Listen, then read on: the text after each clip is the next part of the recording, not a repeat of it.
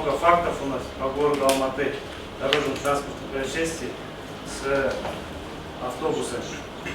Как вы сами знаете, ряд происшествий было буквально 2 недели назад. И вот хотелось бы эти все вопросы с вами обсудить.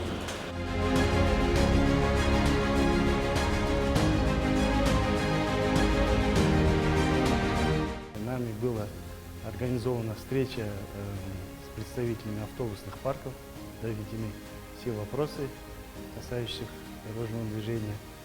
Основной причиной является это несоблюдение безопасного скоростного режима, отвлекаемость водителя от дорожной ситуации, использование мобильного телефона.